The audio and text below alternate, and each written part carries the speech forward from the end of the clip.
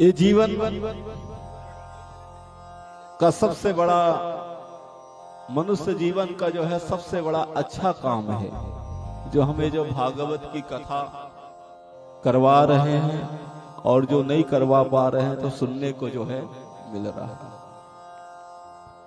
श्रवण करने मात्र से भी हमारे पूर्व जन्म के जो पाप हैं वो नष्ट हो जाते हैं। श्रवण करने, यदि गलती से भी भगवान का नाम यदि हमारे कानों में चला जाए और कानों में भी चला जाए और उसी समय यदि हो सकता है कि उसका कहीं टिकट ही कटने वाला हो, तो उसका कितना भी बड़ा दुराचारी हो, कितना भी बड़ा पापी व्यक्ति हो, और यदि वो नाम गलती से भी कान में पड़ गया है तो उसका कल्याण होना ही है, होना ही है। विष का पान आप कैसे भी करो वो मार ही देगा। ऐसे ही भगवान की कथा आप कैसे भी सुनो वो आपका कल्याण कर ही देगा।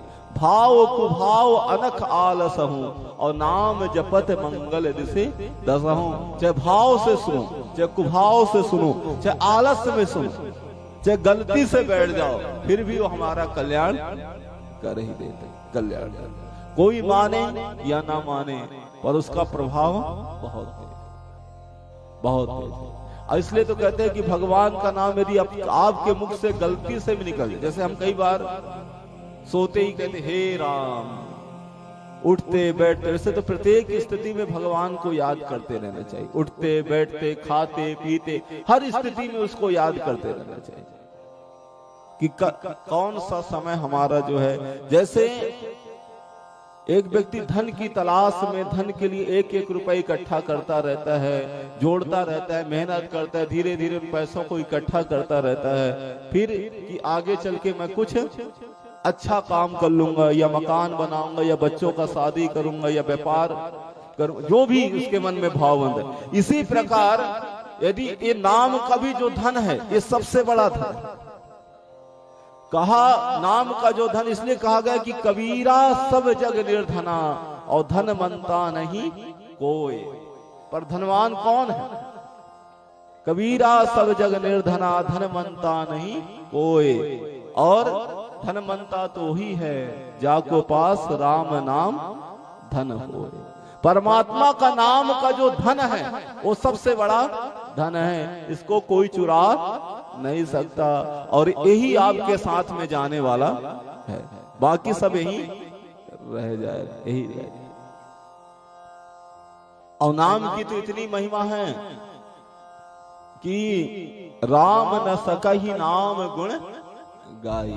राम में भी ये समर्थ नहीं है कि अपने नाम की महिमा को जो है गा सकता। तो जोर से बोलो राधे। एक बार राम जी ने देखा कि हमारे नाम लेने से तो पत्थर भी तैर जाते। भाई हनुमान जी जितने भी बानर थे पत्थर में क्या लिख रहे थे? राम नाम। और राम नाम लिख के पत्थर को समुद्र में डाल रहे थे, तो पत्थर क्या थी? तैर रही, डूब नहीं रही। तो राम जी ने देखा कि भाई मेरे नाम लेने से तो पत्थर भी तैर जाता है, तो क्यों ना मैं ही पत्थर को फेंक के देखूं। तो उस समय सेतु बंधन का कार्य चल रहा था। तो राम जी ने एक पत्थर को उठाया और जंगल में चले गए, थोड़ा दूरी की जाए कोई देखे नहीं, और दूर, और जा करके उन्होंने एक पत्थर को उठाया और उन्होंने समुद्र में डाल दिया। जो समुद्र में डाला कि वो पत्थर जो है डूब गया। हनुमान, अब प्रभु ने देखा कि कोई देख तो नहीं रहा, पर पीछे खड़े थे हनुमान जी।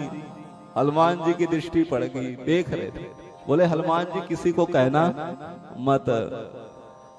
बोले प्रभु इसमें क्या कहना नहीं? अरे जिस, बोले आपके नाम लेने से तो पत्थर तैर सकता है, पर जिसको आप ही फेंक दो तो डूब ही जाएगा। जिसको आप ही छोड़ दोगे तो फिर वो तैरेगा नहीं, वो डूब जाएगा। तो जिसका डोर उस बंसी वाले ने पकड़ रखा हो, जिसका सहारा स्वयं मुरली वाला हो, श्याम सुंदर हो, राम हो, तो फिर वो तो हमेशा ही पार लग जाएगा, पार लग जाएगा, भाव सागर से पार लग जाएगा। पर जिसको भगवान छोड़ दे, तो फिर वो तो डूबे ही जाएगा ना, फिर उसका कोई नहीं। इसलिए तो कहते हैं कि जब संसार का दरवाजा बंद होता है तब उसका दरवाजा खुलता है, और जब उसका खुलता है तो सबका ऑटोमेटिक खुल जाता है। तो जोर से बोले राधे। इसलिए तो कहते हैं कि दरबार में राधा रानी के दुख दर्द मिटाए जाते हैं, और दुनिया के सताए लोग यहाँ सीने से लगाए जाते हैं। भगवान का दरबार एक ऐसा है, रोज किसी के घर जाओगे तो मान घट जाएगा, पर भगवान के मंदिर में रोज जाओगे तो मान बढ़ जाएगा, वहां घटेगा नहीं, आपका दिन पे दिन बढ़ जाएगा। तो जोर से बोलो राधे।